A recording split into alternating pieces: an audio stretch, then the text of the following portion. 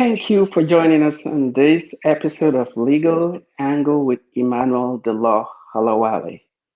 I have with me today a Rwandan genocide survivor who grew up from the ashes of mass killing to become a flame of leadership in the United States. Her name is Clementine Bihiga. She's also the author of Happily Broken Discovering Happiness Through Pain and Suffering. She is the founder of Clarette Refugee Fund, a nonprofit organization that provides educational opportunities to refugees, and founder of the Global Impact Academy, the leadership coaching company that aims to speak hope, coach greatness, and teach courage and train leaders. Welcome to the show, Clementine. Thank you so much. Thank you for having me. I'm very excited to be part of this episode. Yeah, and I read your book. It's an easy to read book, about 80 something pages, but it's a book that is filled with a lot of punchlines. This is a book that can easily be translated into a book of about 500 pages. So if anyone picks up this book and decides to go through those pages, they will get what they could get from 500 pages of book in a few pages. So it makes it very short, concise, and powerful. You went through a genocide ordeal that it's so esoteric, meaning that only a few people can um, say that they went through something like that. And this all started from the assassination of President Abayarimana in 1994. Can you give us some background information about what led to this assassination? I was 8 years old, so I didn't really know much about politics and what was going on.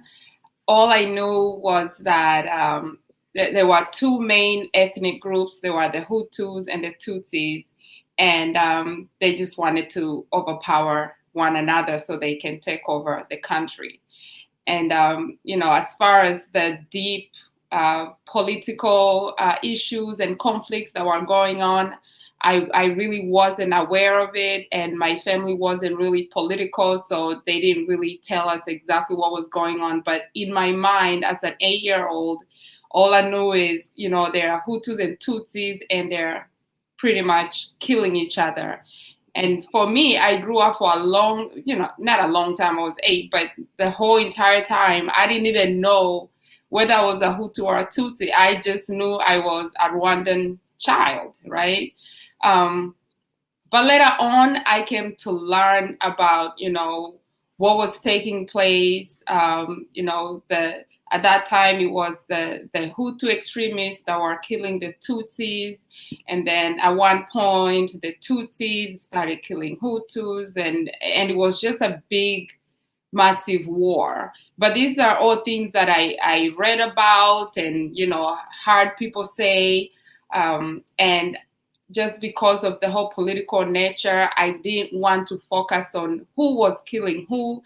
I was more focused on, okay, now that happened, now what? Like, what is my role in this world now that I survived that war and genocide, and a lot of my a lot of my peers did not get that chance to survive. Why am I here? So I tend to focus more on the aftermath than deal with the past, and mostly because it's a subject that's very sensitive, and it gets people in trouble sometimes.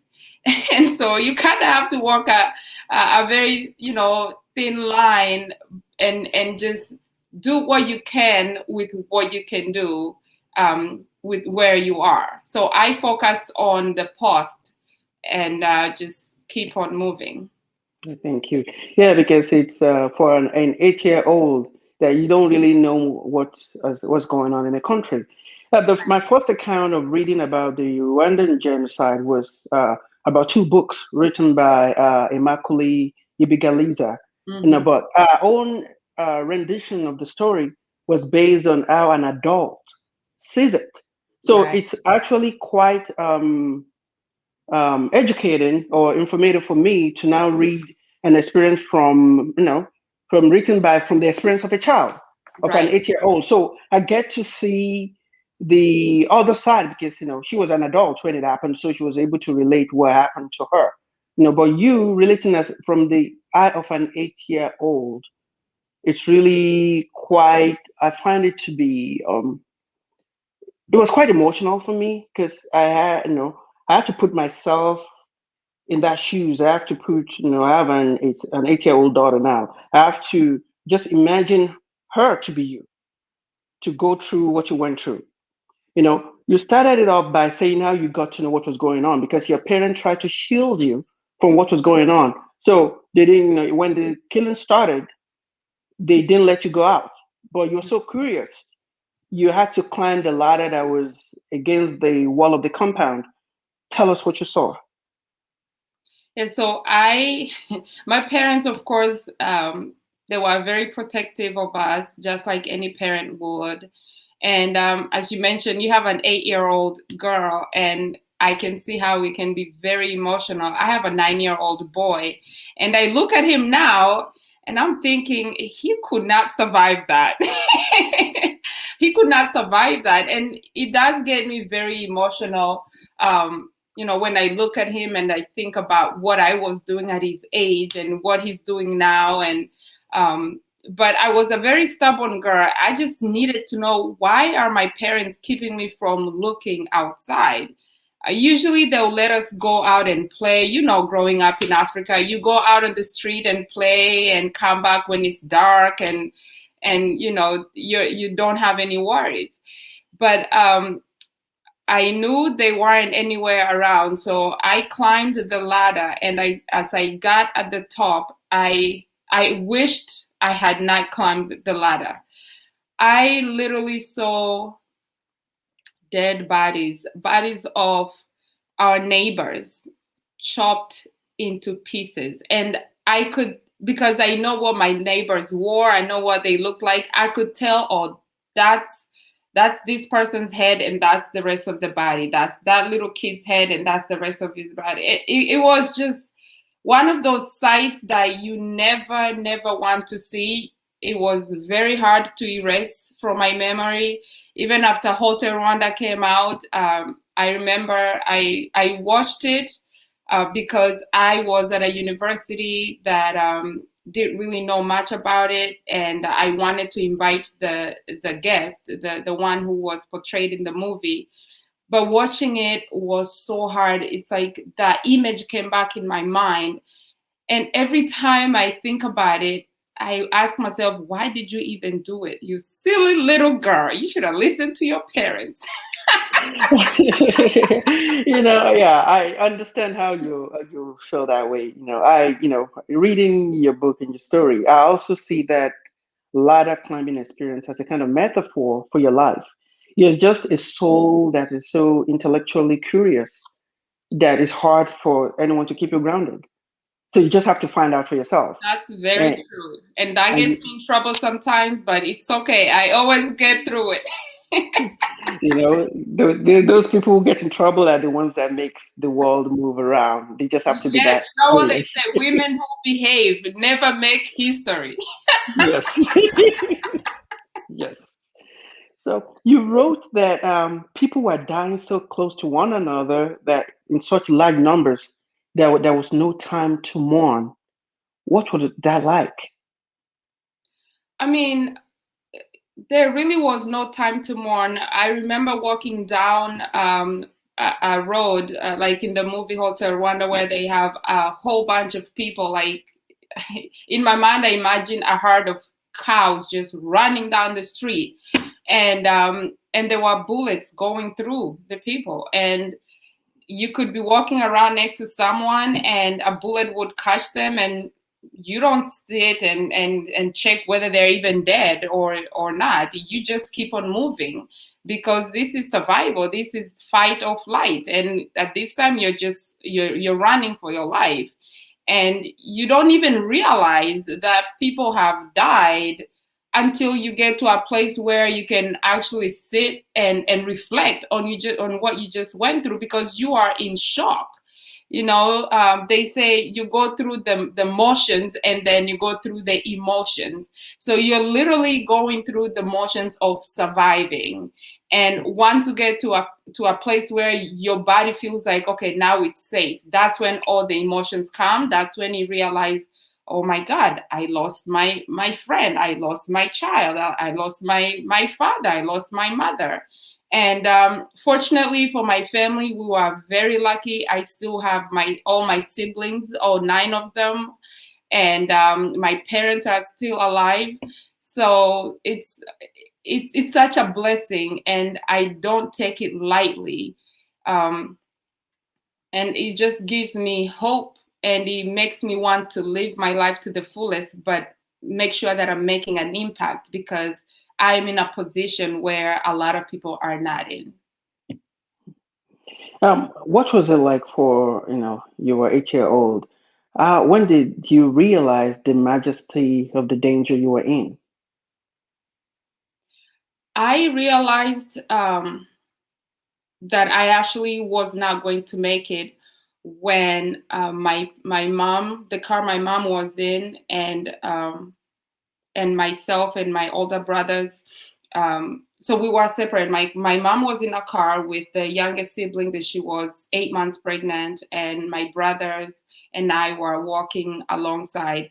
But when I realized that amidst the chaos, the car was nowhere to be found, just because of bombs exploding and just a lot of the chaos, I realized that, oh my God, I am going to die, because that sense of security, that protection that my parents had always given me was not there, and I was all alone. I felt like I was all alone in the world. There was just too much noise around me, too much death, and I started asking myself, okay, so why not me? Why would I be the one to survive? Why wouldn't I be shot and die just like the little girl that I'm seeing laying down there? And so I realized that this could be the end of me. And I remember I started praying. I started praying for God to forgive me for the silliest things I thought I did, like, chewing gum when I wasn't supposed to be chewing gum, when my parents had told me not to. Just, I really started confessing my sins, but also just kept moving, because in the back of my mind, also, I would say, this can be it. Like, this cannot be it for me, because I've just always felt that at one point in my life, I am going to grow older and do great things in the world. That's how our parents raised us. My father always said, I am raising you. I'm very strict on you, and I know it. I'm sorry, but one day you're going to do great things in the world. And so that message kept playing in my mind, like, yes, people are dying around, and this could be me, and I'm confessing all my sins that I've made since I was 1 and now I'm 8, but no, this really cannot be it. So that little voice in me just kept pushing me, um, until eventually we were able to reconnect with my parents, and I thought we were going back home. So we did reconnect with my parents in Congo. So we Okay. literally came from Rwanda and got to Congo on foot, myself and my 2 brothers. And we were in a totally different country. We didn't know whether our parents had made it or not, but we ended up reconnecting. And I thought I was going home, but we never did. We went to live in refugee camps. Yeah, you were talking about how you left. What I want people to know is that you just didn't just leave. When you were trying to leave, there were about 7 of you. Am I right? And the car that you have could not fit the whole family. So your mom and 4 of your siblings were able to get in the car. You and 2 of your older brothers were walking along with the car. Hmm. We're talking about 8 year old trying to catch up with a car. So Right. eventually, and there's still wars, people killing going around. So within that melee, that's when you guys got lost. So you are walking, you were not able to catch up with the car that your mom was driving. So you lost touch with your mom. And then you had to walk for about 2 days to the border of another country. Correct. Yes. What I find to be the missing link is that you didn't tell us in the book where your dad was, why he wasn't there to chaperone you guys or go with you. Can you shed a light on that? Yes, my father actually was not in the country. My father was in Kenya during that whole ordeal. And I'm glad he was out of the country, because when he heard what was going on, he decided to find a place for us to live in Kenya. And then somehow, and I have to tell you, a lot of these things I don't really know how they happened, because like I said, I was 8. But some of them, I don't know if you're spiritual, or if our viewers are spiritual. I just find them to be just divine intervention. My father was out of the country, and my siblings, well, my brothers and I went to Congo, which was Zaire at that time, and we lived in this abandoned shelter with a whole bunch of other kids who we didn't know, and we literally lived off anything that strangers would throw at us. At one point, this lady that we knew from Rwanda came and fed us and gave us some food, but we were literally eating anything that we could find to keep us alive.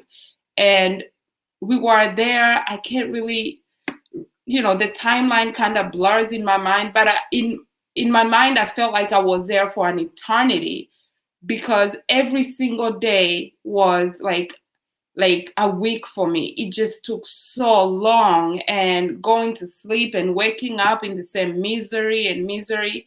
But then our parents found us there. My mother and my father were together when they came to pick us up.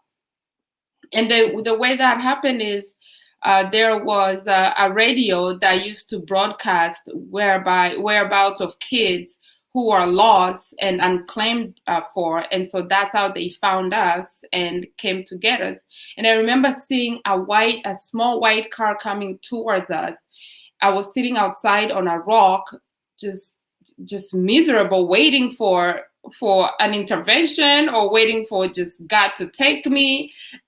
At this point, whatever goes, goes. And I remember seeing the little car, and I was like, that looks like a car. That looks like a white car coming towards us. And I just kept staring and staring. And the closer I got, I realized, oh my God, this is my parents' car. We are going back home. And as we climbed in the car, we had to all fit in. We made it somehow. Some were laying on the floor. We did what we had to do at that time. Mm-hmm. I looked back through the back mirror, the review mirror, and I looked at the kids that were still there, waving back at us. And my heart just broke. My heart broke because I couldn't take them with me, even though I wasn't 100% sure where I was going. Only my parents knew. But my heart broke for them. And we later came to find out that most of them just died there. And it was like my new family, and we were all struggling together. And I had abandoned them. And I had survival guilt for a very, very long time. And for those who don't know what that is when you survive an event and other people don't, and you just feel guilty that you survived it. And it just hit me for a very long time. So I felt like I needed, even now, I feel like I need to be constantly doing something of a positive impact, because those people, those kids did not make it. Yeah. So you're still trying to make up for those people that you left behind. Yeah. Every day, everything I do, the lessons that I instill in my children. Um, and when I'm doing my talks, I just always say, you are not better, or I'm not better than anyone for having this moment to be here today breathing. So everything we do, we have to think of those who did not have the chance and just be the best people we could be. Yeah. During the 2 days that you and your brothers walked to the Rwandan Congo border, how did you guys survive? How did you find food to eat? What was it like? We didn't really eat. We didn't really eat. And to be honest with you, when you are running for your life, the last thing you think about is food because you're in survival. You just want to get out of there. The adrenaline is so high in you that you can survive without eating. I really don't recall eating at that time, and I don't recall thinking about food. And That's now what, here in America, I can't even fast for 2 days. um, well, this is how I say it, and this is my own interpretation to it. Hmm. You've had your own quota of fasting in this life. It's like, if you do the work earlier in life, you can retire peacefully. So you've done your share of fasting, Well, thank not you. Now I feel intentional better. fasting. So now you have nothing to fast about. So all you just have to do is just go into your bank account of fasting and just pull a day out. Cool. That's right. I love. See, I knew I would like you. Yeah. When your family finally got to Zaire, which is now Congo, it used to be Zaire at that time.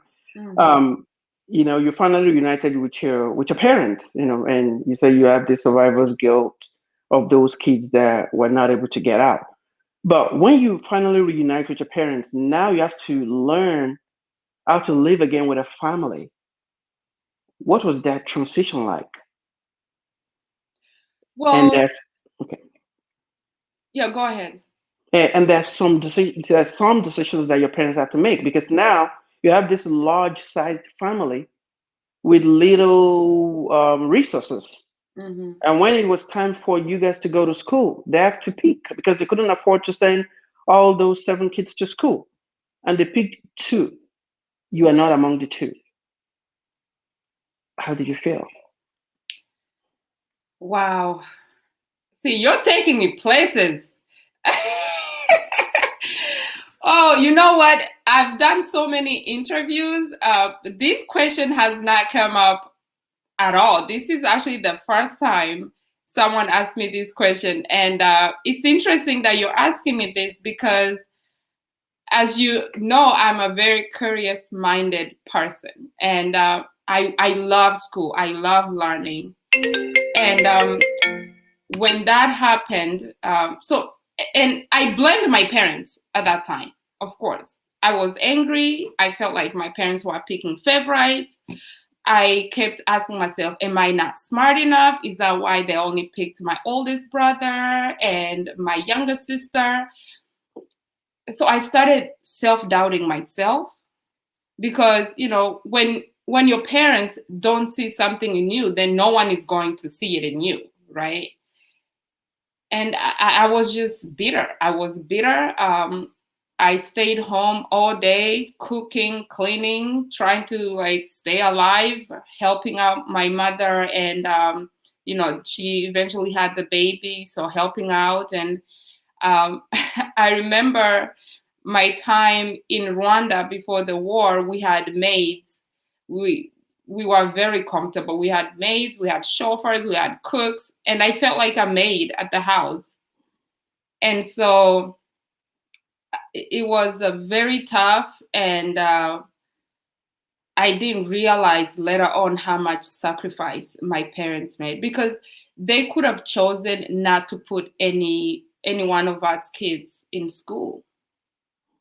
It's not like they even had resources for that. They had to scramble for resources, but my parents really did the best they could. And it's hard to put all 8 kids in school. It's just hard. Yes.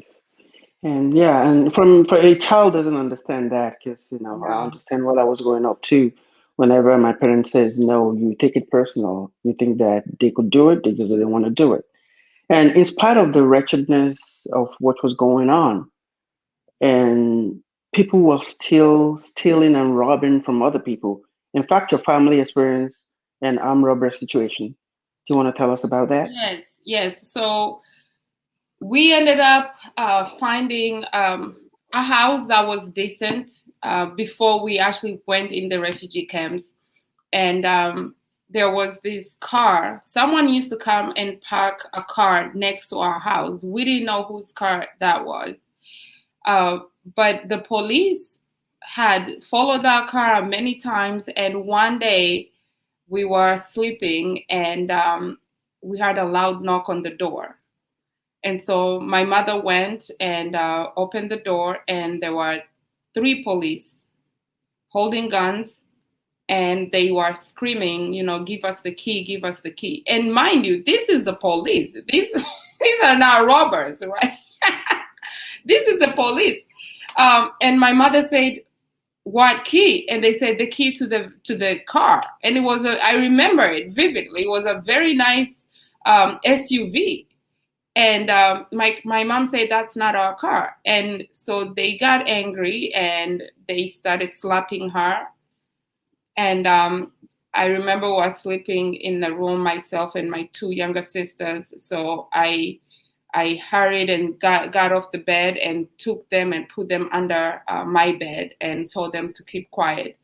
And so I was watching through the door, under the door, and I could see what was going on, and I could see just feet moving, and my mother. I could hear my mother crying, and I cracked the door a little bit to get a full picture of what was going on. And that's when I realized that one of the police had a gun on her head, and the other one was going into my parents' bedroom and just throwing things around, trying to find money. And they kept saying, "Give us your dollars, give us your dollars." And mom is like, "I wish I had a dollar." I mean, we literally had nothing. And at that time, my father had left the country again to go find a place for us to move to.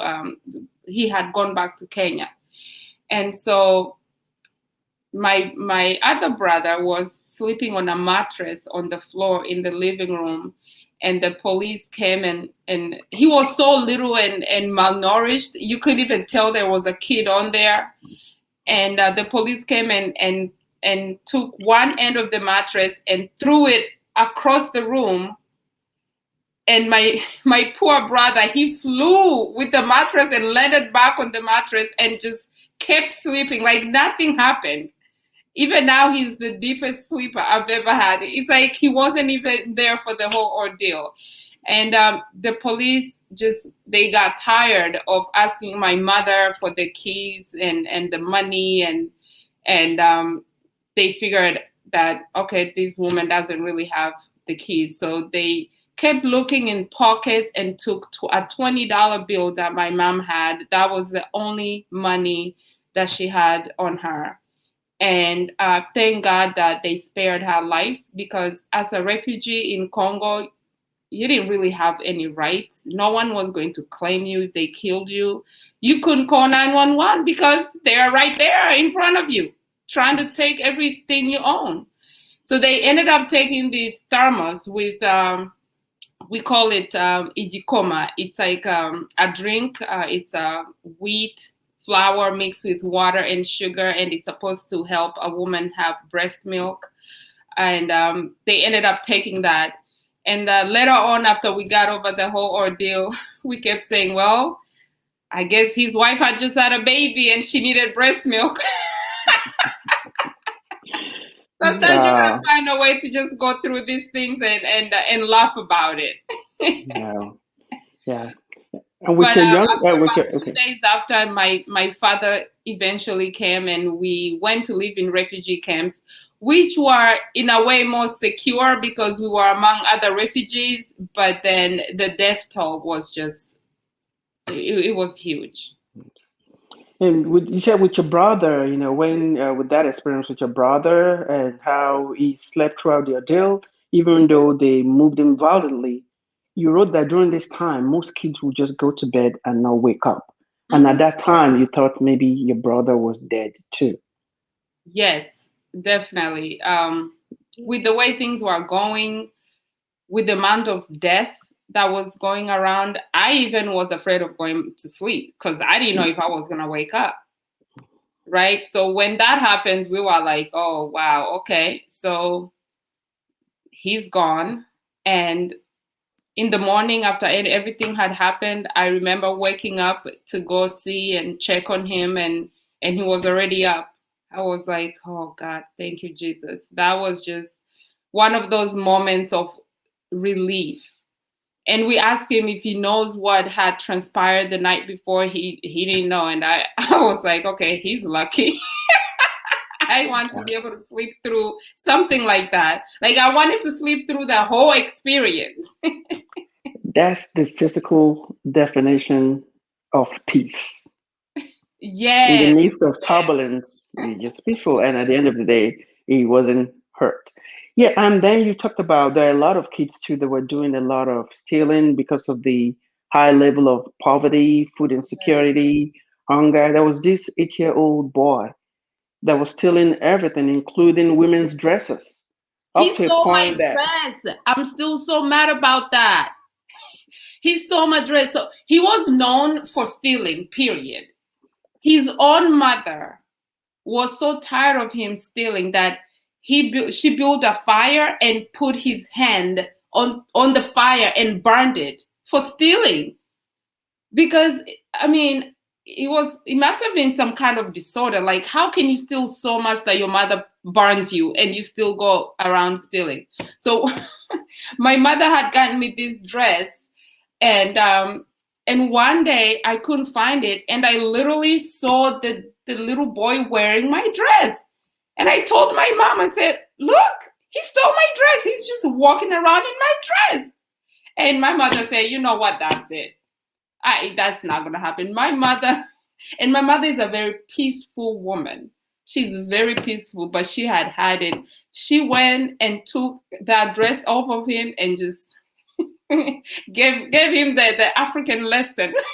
yeah, I know what that is. You had yours too, from an errant driver who was driving a motorcycle. But we'll get there.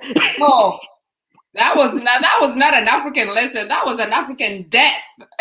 Yeah, some of these situations they just make you realize sometimes the way I see it. I think the least protected people in Africa are women and children. That 8-year-old kid is just a victim of his environment. And yes, it's just a victim of his environment. When you grow up in high level of poverty and when there's no legislation that protects the weak, you some of this thing tends to happen, and it just becomes like a vicious cycle. And you know what's interesting though about that child's mother? Mhm. She would wake up every day. They used to live in a little mud house, right? And they had no furniture. They sat on the floor. And they are from that country. It's not like they were refugees running for their lives. They were from that country, and they'll sit on the floor. But the mother was always well dressed. She took care of herself. She took care of herself. She would wake up, put on makeup, do her nails, put on the nice clothes, and sit outside her little mud house and just look very nice. I remember looking at her and I was like, oh my gosh, I want to be that beautiful when I grow up. But then there was her son just running around, stealing, unfed.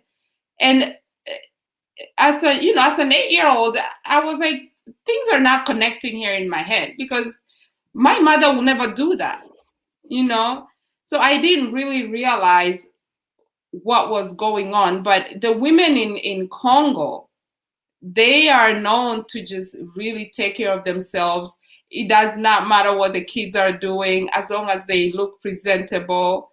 And I'm not saying this for every single woman in Congo, but that was like the main thing. You will never see even if someone is very poor and they don't have money, On the outside, you will not see it. You will see a beautiful, strong woman, you know, even if they have little to eat. They would rather not eat, but buy good looking clothes and makeup. They would just, the way they represent themselves is very different from the actual life that they live. Yeah. And when it comes to water, a lot of people in who didn't grow up around rivers don't know how to swim in Africa. You didn't know how to swim either, but your instinct taught you how to swim. Can you tell us how that happened? Yes, my will to survive. My will to survive. And I feel like I need to write another book called Dress or something, because dresses always get me in trouble. So there was that dress that boy stole. And then when we were in the refugee camps, I had another incident with a dress where I went to the river, to the Lake Kivu, to wash the dress. And so, just to give everyone a background of this lake, this was a lake that was pretty much the source of water for anything and everything. But because there were so many dead bodies, um, there was no place to put these bodies. So they were all being thrown in the water, in the lake. But yet we had no source of drinking water, of cooking water. So we just had to use that water. So one day I went to the lake to wash my dress, and the current took the dress. And I started panicking because I knew my mother would not be very happy if I went back home without the dress. So what I did is I looked at the dress and I thought about the African lesson I would get from my mother. And for those who have not caught up to it yet, an African lesson is a really nice spanking. A really nice spanking, okay? um, I went and I decided I am just gonna go ahead and try to get the dress. I know I can't swim, so if they find my body, my mother is gonna think, you know what? At least she was trying to save the dress, right? She was doing something that she should be doing. So I got in the water, but as it got deeper and deeper, I started thinking, okay, I'm not gonna make this. So I saw a log in the water, and decided I was gonna get on top of the log and move my arms like I'm swimming and hold it as a stabilizer. And as soon as I get close to the dress, I was gonna make a leap and get the dress, and then move on, turn around. So I did just that. And as I made the leap to get the dress, the log turned, and I realized, oh man, it was a dead body. And oh my goodness, all the veins and the blood in my body just started rushing. It started rushing, and I started feeling really hot. I felt energetic. I felt like something had just overtook me. And I turned around and swam for my life. And this is a girl that couldn't swim. I couldn't even put my foot in the water without feeling like I'm about to drown already. But I swam so fast, not with the dress. I forgot about the dress. That wasn't even important at that time. I swam so fast, and I got to the bank, and I stood there after, and I was like, what just happened? I was not going to give up. There's something that happens in our bodies that we can't even explain. You just have to be in a certain place to be able to experience the power that our body has. And so I ended up getting some water that my mother had asked me to take home so we can cook. But I was still in shock this whole time. And so when I was on my way home, as I was crossing the road, I almost got hit by a motorcyclist. And so I just I was in shock. I ran back so he doesn't hit me, and then he sped off a few feet ahead, and then I started running across, and he saw that I was running, and he got so angry that he almost hit me, and so he got off the motorcycle and ran after me. And so I'm like, okay, I'm really having a bad day today. So I am running and he runs after me and he catches up to me because I was 8. I wasn't a runner. I was very little. I couldn't keep up with this guy. And once he got to me, he took me and lifted me up and he gave me the biggest African lesson I've ever had in my life. That was an African abuse. Oh Lord. I don't know if this guy had woke up on the wrong side of the bed. Something inhumane was going on with him because I remember looking in his eyes, and it's like I was looking in the eyes of the devil himself. He beat me so fast. And I was at the point where I said, you know what? I hope he doesn't rape me. Do whatever you want. You can beat me to death, but just don't rape me. And it's like God heard my prayers. He eventually just dropped me on the floor and on the ground, and I feel like I passed out because I don't know what happened. I remember waking up. I don't remember how much time, how long I was there. I remember waking up and walking home. My clothes were all ripped. And my mother asked me what happened. I told her I fell, but she gave me that look like, okay, I know there is more to that story, but I'm not even gonna go through it right now. Yeah. What I found interesting in that story is the fact that you went through two traumatic events and you got back home and you couldn't even tell your parents because of the stress of the situation of what was going on.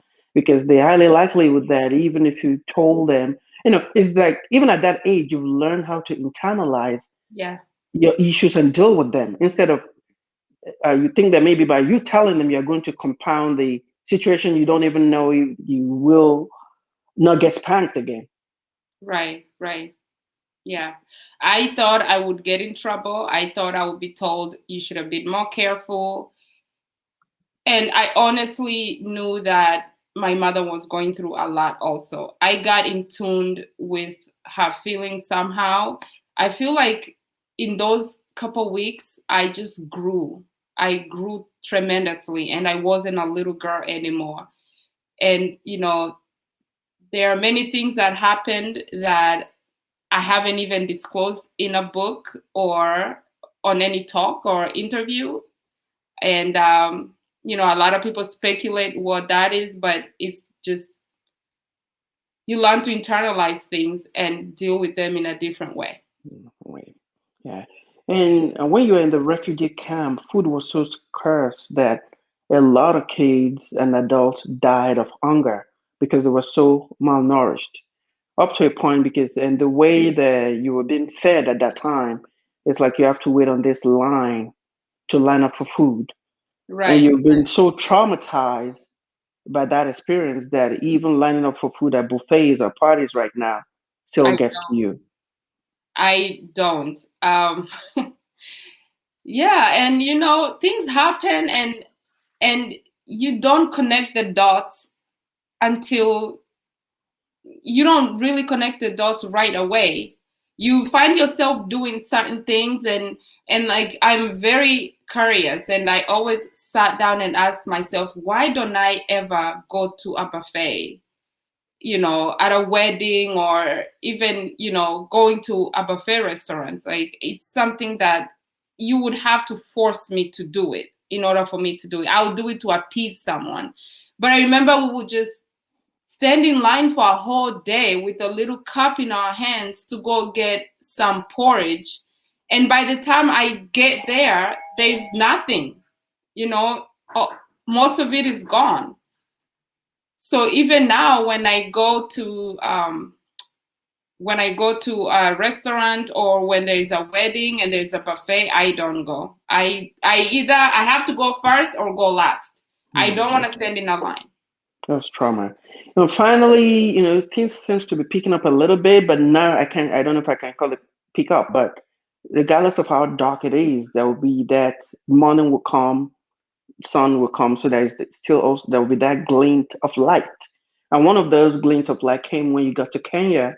You are finally able to go to school, and you were designated a gifted student. What was that like? That was life-giving in so many ways. Um, I started believing in myself again, but I really never knew why I was picked out of all the students in class. We were about 100 students, right? And I was a refugee. I was not from that country. I didn't speak the Swahili language perfectly. I didn't speak English perfectly, but I was still picked to be the prefect. And that's like the class president. And so that's when I started thinking, you know what? Maybe there is something in me that people see that I don't see. And I was so humbled. And I did very well in school, despite having been out of school for a long time. I needed to catch up. And I did catch up, and I was always in the first percent of the students Yeah. that graduated, and I just started having my confidence back, and I felt like life was great. I think, yeah, having that designation as a gifted student in Kenya is God's way of making it up to you for not being picked to go to school in Zaire or Congo. So it was full circle. Then, Right. it's part of that suffering too. That another glint of hope is that you joined a refugee dance group. So at least that gives you some kind of extracurricular activity. But what I find interesting is the fact that you had to dance for food, and you are forced to smile even when you are not happy. Tell us a bit about that. I feel like that was a moment for me to express myself. I always loved dancing. I always loved dancing. Up to now, I love dancing. If I'm having a bad day and I go to Zumba class at the gym or just put on some music and dance, that just gives me life. And the fact that I was in solidarity with other refugee kids and other refugee families dancing um, was a great experience for me. But on top of that, the fact that I felt like I was contributing to the family, because when we went dancing after a month, we would get bags of rice and beans and oil, and I felt like I wasn't taking away. I was actually helping provide for the family, and we were always forced to smile. If you weren't smiling when you were dancing, you would get pinched. I still have bruises under my arms for being pinched for not smiling when I was dancing. But who's gonna come and watch a whole bunch of sad little refugee scrawny kids dance and pay money? So we had to smile for food. Yeah. But then I loved it so much that I began I began, smiling, and really loved the fact that I was smiling because I was enjoying myself. Wow. And up to now, I still dance at parties, weddings. People ask me to perform, and I do it. I love it. Yeah. You went through a lot, but eventually, your family was able to get approved to come and resettle in the U.S. That's after several denials and after about 5 years. What was it like to get that approval letter that you're going to be coming to the U.S.? I thought What was it someone like was messing for up you? with us. I thought someone was playing a trick because when our parents first told us that they were trying to get us to come to the US, we were so excited. But then the excitement finally, it just wore off because there were so many no's, no's, no's, no's that we were like, what's the point? There is no point of applying and just being denied all the time. But finally, it was on a Friday, we went to our last interview. My father had said, this is the last interview we are going to, and if it doesn't pan out, we're just going to give up.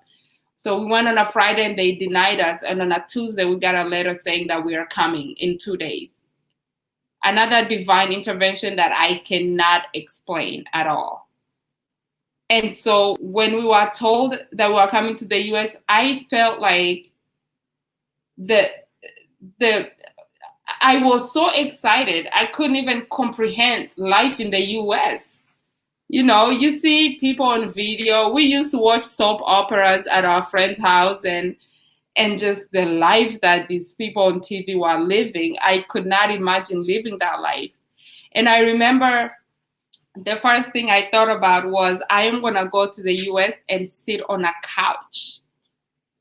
I felt like just walking in the house and seeing a couch and me sitting on it was going to be the most life-giving experience in my life, sitting on a couch. Because I hadn't sat on a couch for probably 8 or 9 years. I hadn't sat on a couch. Yeah. And so I was very excited. The second thing that came to my mind was, oh, wow, I am going to marry a white man. This is going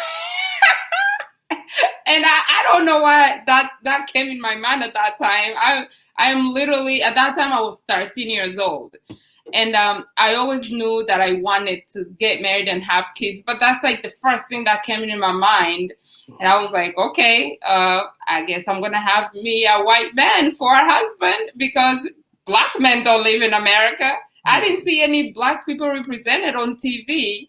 A lot of them were, they were white, blonde hair, green eyes. I mean, the way they portray America is not the way America was, to the point that when I got to the US and I got to the airport, I saw all these Black people.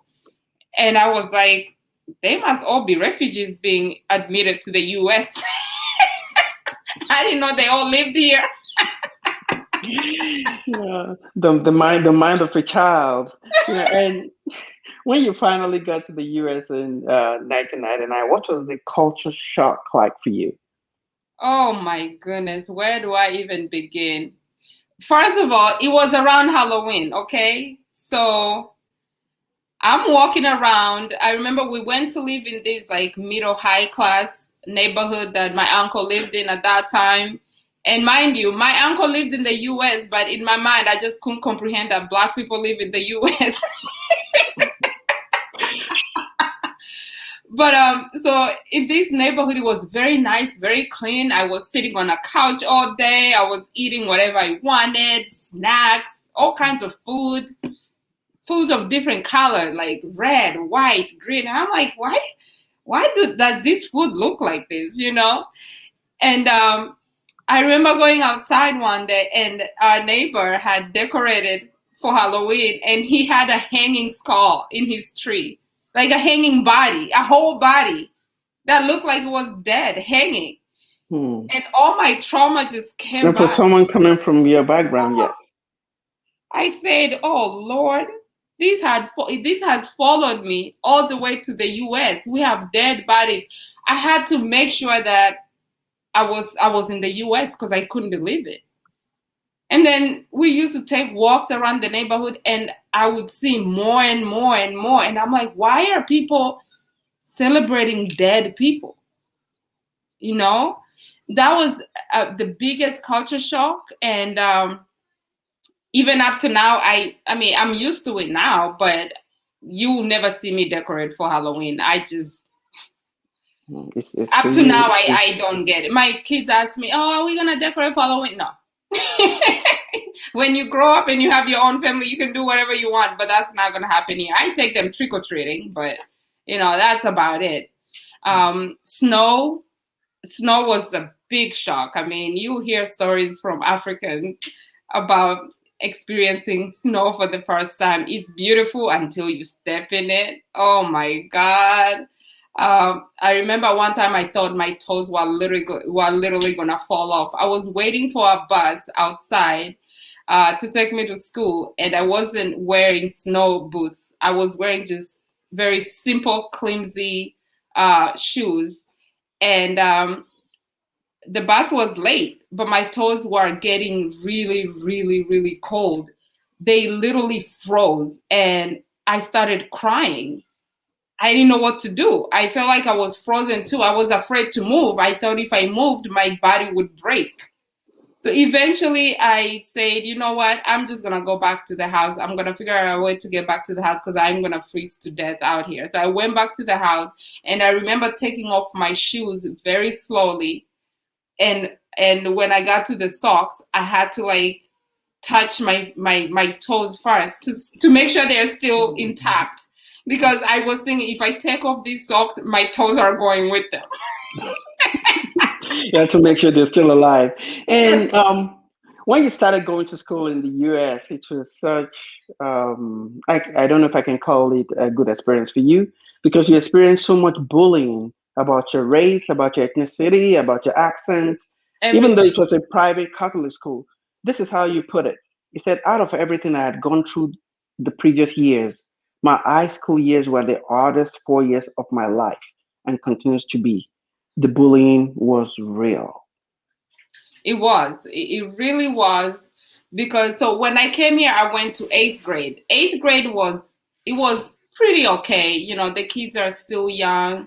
Um, the only hard part about my eighth grade year was just looking at how the students and the teachers interact. It was very hard for me to see because back home in Africa, as you know, like the teachers are like gods, right? You respect them. If you don't do what they ask you to do, you get a spanking. If you even fail your test, you get a spanking. But here I was in class, and kids will be so disrespectful to their teachers. They would eat gum and then take it out of their mouth and throw it at the back of the head of the teachers. This was a private Catholic school. And I was so embarrassed to even sit in class with them. I would close my eyes so I don't have to see all that stuff happening. But eventually, I did go to high school, and I was warming up to the culture, and I was getting back my confidence somehow. Back in Africa, I was a very popular kid. I had all these talents. Before the war, I was that kid, right? So I'm thinking I'm gonna go to high school and things will go back to normal. And I go with all my confidence, and like the first week, oh boy, kids can be so mean. Kids Yeah. can be so mean. I was bullied just for being, period, just for breathing. I Yeah. would be in class, and of course at this point I understand English. I just have a really thick accent, so I understood everything the teachers would be saying. And I was a very bright kid, so I would raise my hand to answer a question, and I would answer it, but the teacher wouldn't understand what I'm saying, neither would the students, even though I'm saying the correct answer. And many times I would have to get up and write the answer on the board, and then the teacher would say, "Oh yeah, yeah, that's correct, good job." But I've been saying it. It's okay, well, it's lost in translation. You Exactly. finally found your voice in college, and you had a good Yes. transition. But after college, college is when you found your voice and you became this a brilliant, confident, beautiful person. Because while you were in high school, they called you so many names like weirdo, freak, and ugly. That at some point you Yes. started believing it. But Yes. then after you found your voice, you decided to turn your pain to gain. You decided to help others who are going through what you went through. So, in the next minute or two, can you tell us about the Clarette Refugee Fund and the Global Impact Academy that you started? We could go on for 2 hours talking about your story, but we need to round up. Tell us about Right. that. Right. So yes, when I got to college, people started treating me like the way I wanted to be treated. They saw me for who I am. They did not expect me to be just like them. They celebrated my uniqueness. So I actually, when I was in college, I started the Africa Club, which was meant to celebrate the African culture. And so there was a lot of education on African food, African dances. I would hold conferences. And I started actually going around the nation to give talks on my survival, and the money that I would get, I would use it to buy a computer or give a small scholarship to a refugee kid back home or here, the ones that had just gotten here and trying to find themselves. And after that, I graduated and went ahead and started the Clarette Refugee Fund, which odd enough, I started it from a painful experience that I experienced when I was 8 months pregnant, 7.5, 8 months pregnant. I lost my baby girl, and her name was Clarette. She just stopped breathing. The doctors didn't know what was going on. They just told me that it's like getting hit by a car. So they don't anticipate for it to happen again. It was just like a freak accident. And that was very painful for me. And I decided, if not me, then who? If not now, then when? So I had to do something. I had to bring everything together, and I decided to create the Clarette Refugee Fund. And I have helped refugee kids in Africa with educational supplies, with uniforms, with food, things that people that I will never remember would do for us when we were in Kenya as refugee kids. I wanted to do the same. And at first people used to tell me, oh, you should write a book, you should do all this, but I just wanted to always give back. And I thought one day when I make this much money, I'll be able to give back. But when I lost my daughter, I said, you know what, there is no time for that. You're never too poor to give. So Thank you. I would work and use some of my money to to help those back in Africa. A dollar goes a long way. And after that, I had encountered so many Africans and so many refugees from other countries like Iraq, and who were just so down and beaten and felt like they were worthless. So I decided to go through a training through the John Maxwell team, and became a certified speaker, trainer, coach, and leader to build leadership courses that would allow me to go and speak to these kids, but also adults here who are struggling, and show them that if I can do it, you can do it. And there is a leader in you, no matter what you have gone through. And I just want to inspire people to know that your breaking point could be your making point. And you break into a new hole, and you are able to go out and make an impact no matter what you have gone through, because you are authentic, you are a masterpiece, and the fact that you're breathing means that your work in this world is not done. Thank you. You're not too poor to give. I love that. And for those who are watching or listening to this podcast, if you want to give to support the Refugee Fund, you can visit globalimpactaca.com. And where can people pick up a copy of this book? So they can go on the Happily website Broken? also, yes, and get it from there. I will send them a signed copy, or they can just send me an email.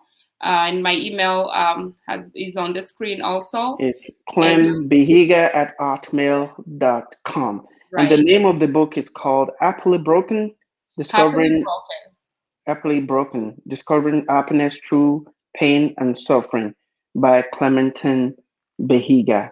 No, And the thank book you, is also on Amazon if you Amazon. want to get it. But if they get it through Amazon, it won't be signed. But if they get it through the website or through me, then I'll be able to sign it. Thank you. And thank you for Clementine for coming on Legal Angle. Thank you for And it's having me. been a wonderful hour and few minutes. Thank you so much for having me. Have a great day. Okay. And for those of you watching or listening to this podcast, thank you for joining us. Until next time, stay safe. Thank you.